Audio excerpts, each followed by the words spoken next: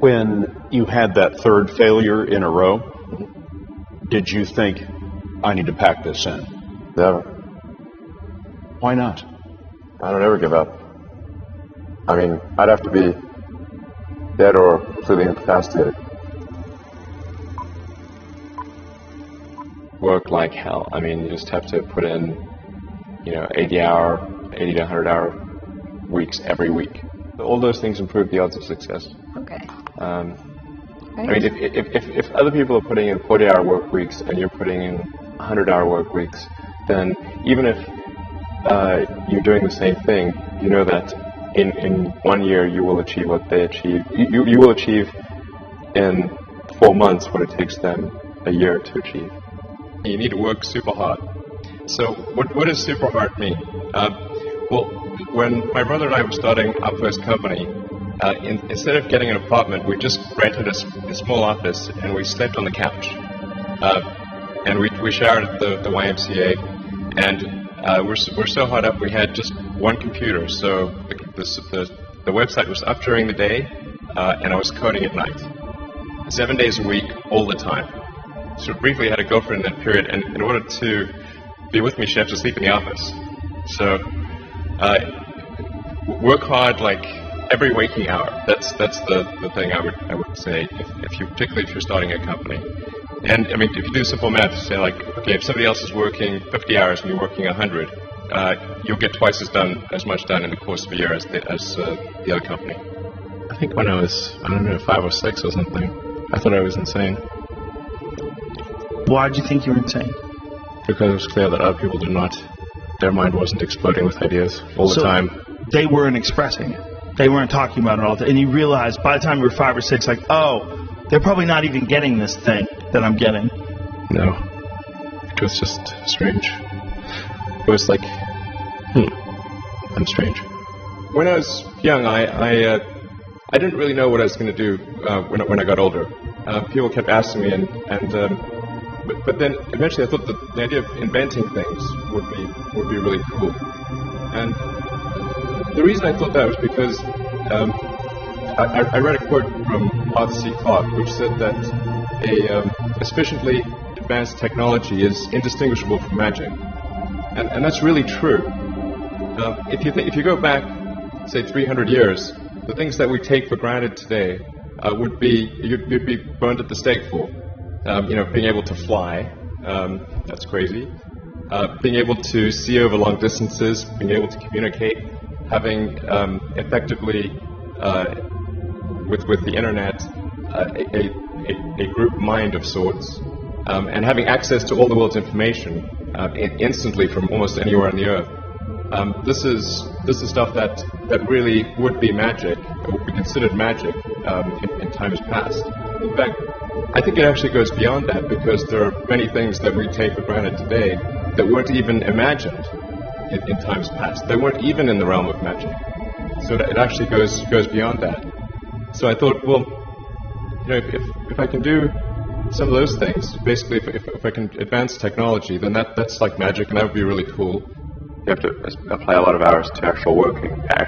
So the way I generally do it is I'll be working at SpaceX on Monday, and then Monday night fly to the Bay Area, spend Tuesday and Wednesday in the Bay Area, then at Tesla, and then fly back on Wednesday night, spend Thursday and Friday at SpaceX.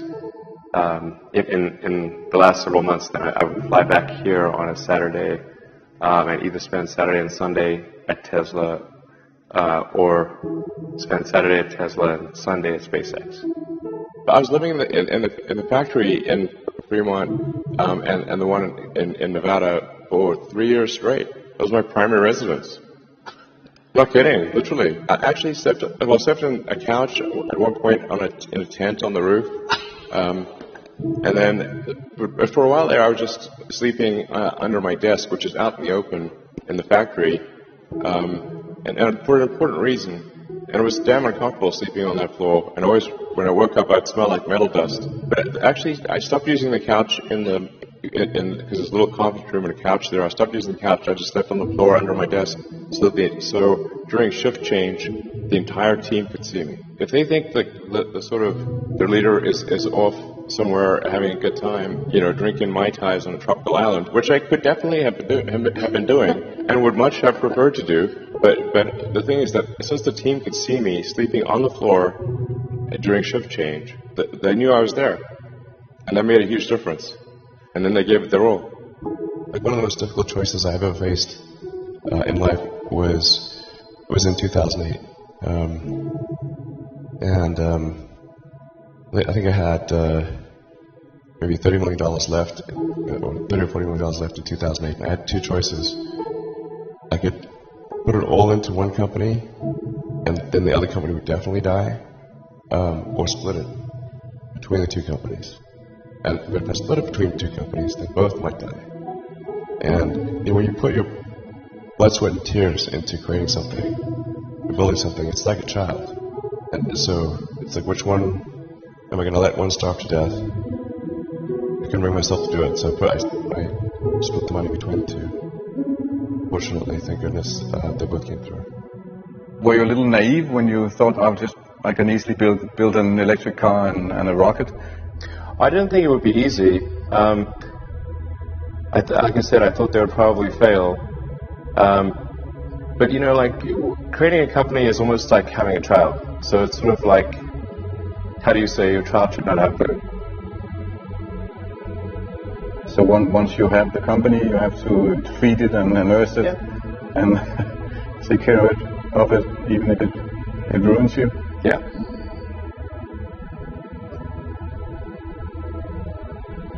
But there wasn't tough times in 2008, end of 2008. How did you get through that period of crisis? Yeah. Can we just break for a second? Sure, of course. Well, Tesla really faced a severe threat of death due to the Model 3 production ramp. Essentially, the company was bleeding money like crazy, and just if we didn't solve these problems in a very short period of time, we would die. And it was extremely difficult to solve them. How close to death did you come? Within single-digit weeks. 22 hours a day, or how many hours? Just working 7 days a week, sleeping in the factory. I worked in the paint shop, general assembly, body shop. You ever worry about yourself imploding, like just too much? Absolutely. No one should put this many hours into work. This is not good. People should not work this hard. They should not do this. It's very painful. Painful in what sense? It hurts my brain and my heart. There are American heroes who don't like this idea. Neil Armstrong, Gene Cernan have both testified against commercial spaceflight in the way that you're developing it, and I wonder what you think of that. I was very sad to see that, because those guys are,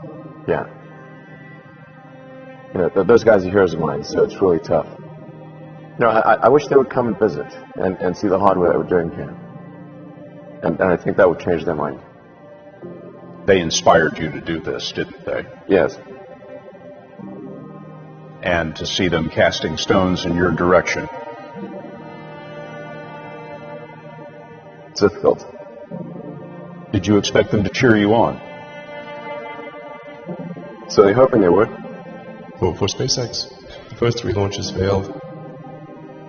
And we're just barely able to scrape together enough parts and money to do the 4th launch. If that 4th launch had failed, we would have been dead. So multiple failures along the way. I tried very hard to get the right expertise for SpaceX. I tried hard to find a great chief engineer for the rocket, but the good chief engineers wouldn't join, and the bad ones, there was no point in hiring them. So I ended up being chief engineer of the rocket. So if I could have found somebody better, then we would have maybe had less than 3 failures. How did you get the expertise to be the chief technology officer of a rocket ship company? I do have a physics background. That's helpful as a foundation. And then I read a lot of books and talked to a lot of smart people. You're self-taught? Yeah.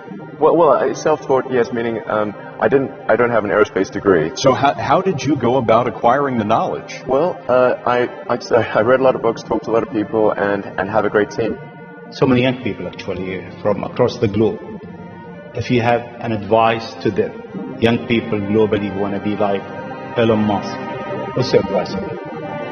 Advice, I mean, if you want to make progress in things, I think that the best analytical framework for understanding the future is physics.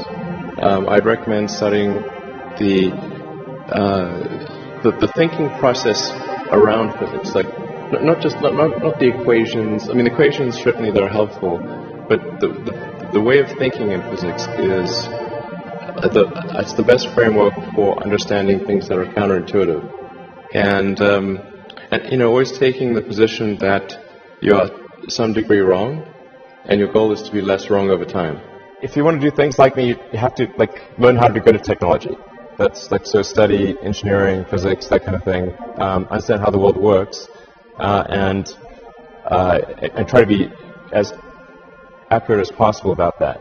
And then, like I said, to also try to be creative, which means just try to think of things that haven't been done before, but that would probably make the world better. And it requires a lot of mental effort to do that. So, I don't just come with stuff willy-nilly. I mean, occasionally, but it's rare. But you really have to think until your brain hurts. That's basically, if you haven't thought until your brain hurts, then you haven't tried hard enough. Try to be useful. Do things that are useful to your fellow human beings, to the world. It's very hard to be useful. Are you contributing more than you consume? Try to have a positive net contribution to society. I think that's the thing to aim for. Not to try to be sort of a leader for the sake of being a leader or whatever. I think it's important that you really like whatever you're doing. If you don't like it, life is too short. And also, if you like what you're doing, you think about it even when you're not working. I mean, it's something that your mind is drawn to. And if you don't like it, you just really can't make it work, I think.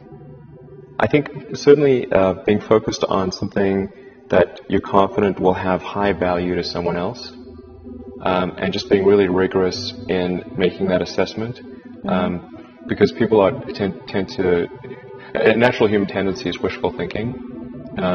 So a challenge for entrepreneurs is to say, well, what's the difference between really believing in your ideals and sticking to them versus pursuing some unrealistic dream that doesn't actually have merit? And that is a really difficult thing to tell. Can you tell the difference between those two things? Right. So you need to be sort of very rigorous in your self-analysis. Generally, starting a business, I'd say number one is have a high pain threshold. That's it.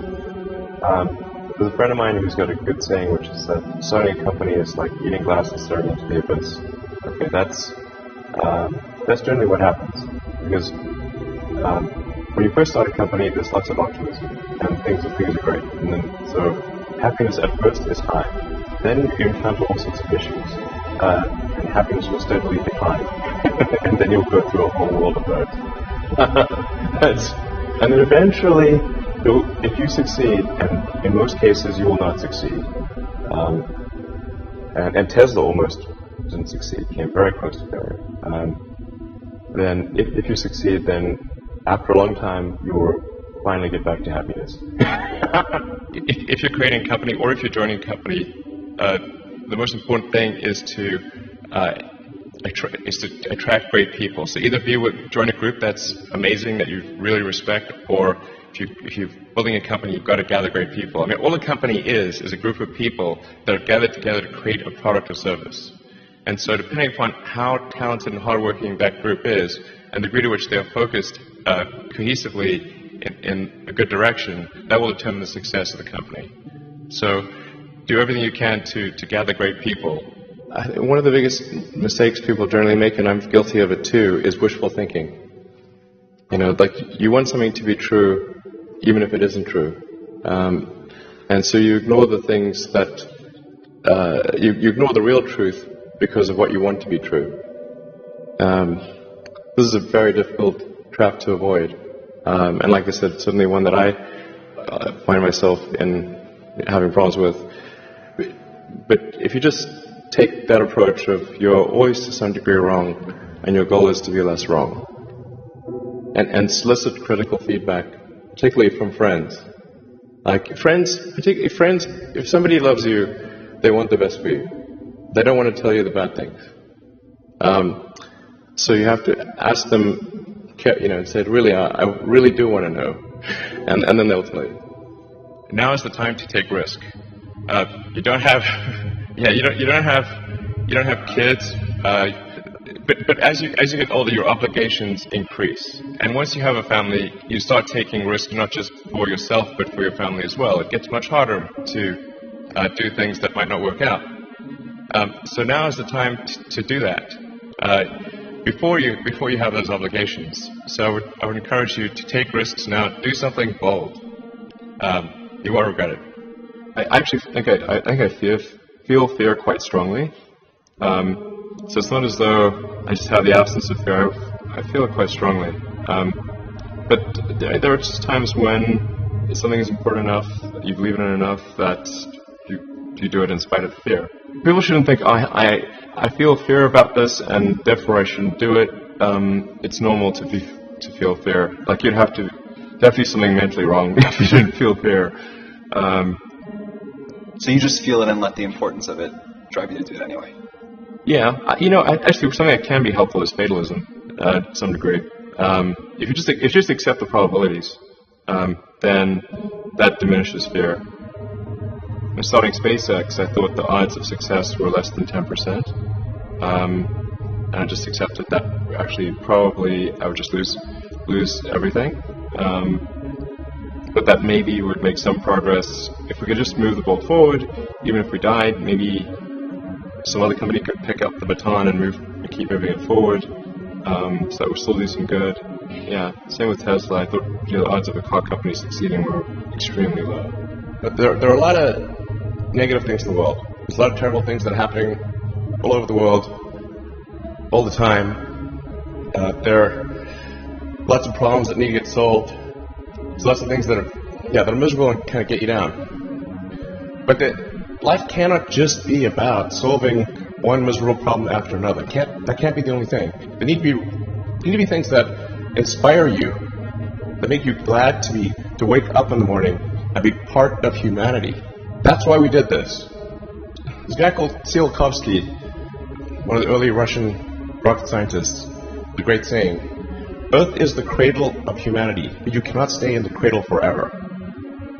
It is time to go forth, become a star-faring civilization, be out there among the stars, expand the scope and scale of human consciousness. I find that incredibly exciting. That makes me glad to be alive. I hope you feel the same way. I mean, your net worth on any given day is rising or falling by several $1 billion. How insane is that? Yeah. How do you handle that psychologically, right? There aren't many people in the world who have to even think about that.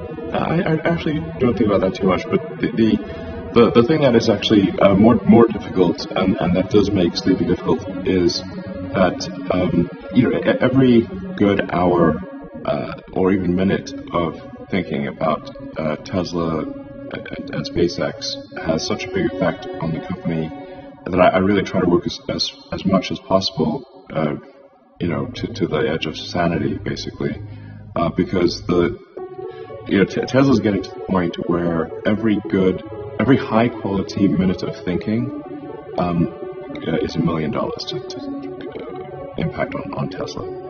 I want to hear what Elon has to say about how he takes risks. No, I literally just try to use the scientific method, frankly, and what is the importance of the outcome, and what is one risking in order to achieve that outcome. And but like I said, if the outcome is important enough, even if the probability of success is low, one must, I think, still do it. In my view, some things are very important, and in order to have a good future, and if we don't do them, well, they're in big trouble. And so And then how much of a risk really is it? Because if we don't take those actions, we won't have a good future. And I think the riskiest thing would be no action. What keeps you up at night? Well, it's quite hard to run companies. Yeah. Especially car companies, I would say. It's quite challenging. The car business is the hardest one of all the things you do? Yes. Because it's a consumer-oriented business as opposed to like SpaceX and... Not that SpaceX is no walk in the park, but a car company, it's very difficult to keep a car company alive. It's very difficult. You know, there's only 2 car companies in the history of American car companies that haven't gone bankrupt, and that's Ford and Tesla. That's it. What is the one thing that has surprised you about your life? Oh, one thing, wow. Well, I'm surprised by the whole thing, honestly. I certainly didn't expect for any of these things to happen, honestly. I knew I wanted to be involved in technology, and in fact, the only reason I started a company back in '95, an internet company, was because I couldn't get it. There were only a few internet companies, and I couldn't get a job at any of them. I tried to get a job at Netscape, and sent my resume in and tried hanging out in the lobby, but I was too shy to talk to anyone. And I was like, okay, well, I guess I'll have to start a company because I can't get a job anywhere. I think a lot of people think I'm kind of a business person or something, which is fine. Like, business is fine, but you know, it's like at SpaceX, Gwynne Shotwell is chief operating officer. She kind of manages legal, finance, sales, and kind of general business activity. And then my time is almost entirely with the engineering team, working on improving the Falcon 9 and the Dragon spacecraft, and developing the Mars colonial architecture. And then at Tesla, it's working on the Model 3 and some in the design studio, half a day a week, dealing with aesthetics and look and feel things, and then most of the rest of the week is just going through engineering of the car itself, as well as engineering of the factory. I think if you care about the reality of goodness instead of the perception of it, philanthropy is extremely difficult. SpaceX, Tesla, Neuralink, and Boring Company are philanthropy. If you say philanthropy is love of humanity, they are philanthropy. Tesla is accelerating sustainable energy. This is a love of philanthropy. SpaceX is trying to ensure the long-term survival of humanity with multi-planet species. This is love of humanity. Neuralink is to help solve brain injuries and existential risk with AI. Love of humanity. Boring Company is trying to solve traffic, which is health for most people. I would encourage people to read a lot of books. Just read, basically try to ingest as much information as you can, and try to also just develop a general knowledge. So you at least have like a rough lay of the land of the knowledge landscape. Try to learn a little bit about a lot of things, because you might not know what you're really interested in. How would you know what you're really interested in if you at least aren't doing a peripheral exploration broadly of the knowledge landscape? And you talk to people from different walks of life and different industries and professions and skills and occupations. Just try to learn as much as possible. I don't want to sound like things are too dark, because I think you kind of have to be optimistic about the future. There's no point in being pessimistic. It's just too negative. It doesn't help. It doesn't help, I mean, my theory is I'd rather be optimistic and wrong than pessimistic and right. What are the set of things that can be done to make the future better? I think that a future where we are a spacefaring civilization and out there among the stars, this is very exciting. This makes me look forward to the future. This makes me want that future. There need to be things that make you look forward to waking up in the morning. You wake up in the morning, you look forward to the day, forward to the future. A future where we are a spacefaring civilization and out there among the stars, I think that's very exciting. That is a thing we want. Whereas if you knew we would not be a spacefaring civilization but forever confined to Earth, this would not be a good future. That would be very sad, I think. I mean, we've got to be excited about the future. We've got to do things that make us want to live. It cannot always be about problems every day. I mean, do you want to wake up every morning and everything's just a problem? Well, what inspires you and what makes you excited about the future? There's got to be some things like that. You know, I put a lot of stock into, I have a lot of respect for someone who puts in an honest day's work to do useful things. And just generally to have not a zero-sum mindset, have more of a grow the pie mindset. When I see people perhaps, including some very smart people, kind of taking an attitude of like doing things that seem like morally questionable, it's often because they have at a base sort of axiomatic level a zero-sum mindset without realizing it. They don't realize they have a zero-sum mindset, or at least they don't realize it consciously. And so if you have a zero-sum mindset, then the only way to get ahead is by taking things from others. If the pie is fixed, then the only way to have more pie is to take someone else's pie. But this is false. Obviously the pie has grown dramatically over time, the economic pie. So you really want to make sure you're not operating without realizing it from a zero-sum mindset, where the only way to get ahead is to take things from others. Then that's going to result in you trying to take things from others, which is not good. It's much better to work on adding to the economic pie. I think that a lot of times people think creating companies going to be fun. I would say it's not. It's really not that fun. I mean, there are periods of fun, and there are periods of where it's just awful. And particularly if you're the CEO of the company, you actually have a distillation of all the worst problems in the company. There's no point in spending your time on things that are going right. So you only spend your time on things that are going wrong. And there are things that are going wrong that other people can't take care of. So you have the worst. You have a filter for the crappiest problem in the company. The most pernicious and painful problem. So I wouldn't say I think you have to feel quite compelled to do it and have a fairly high pain threshold. I think if somebody is doing something that is useful to the rest of society, I think that's a good thing. It doesn't have to change the world. If you're doing something that has high value to people, and frankly, even if it's just a little game or some improvement in photo sharing or something, if it has a small amount of good for a large number of people, I think that's fine. Stuff doesn't need to be changed in the world just to be good.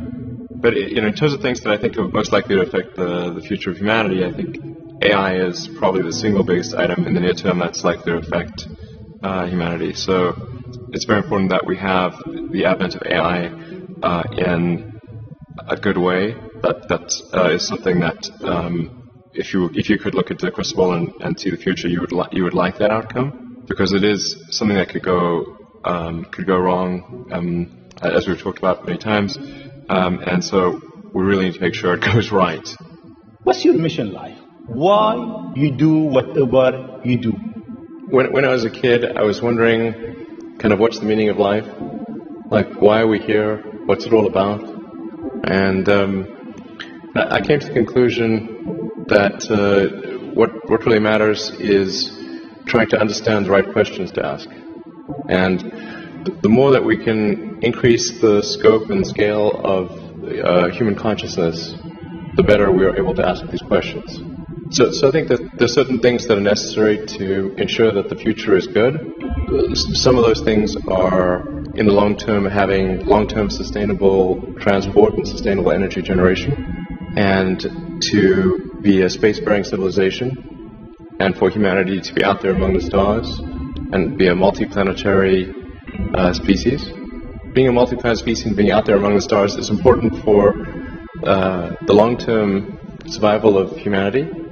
And that's one reason, kind of like life insurance for life collectively, life as we know it.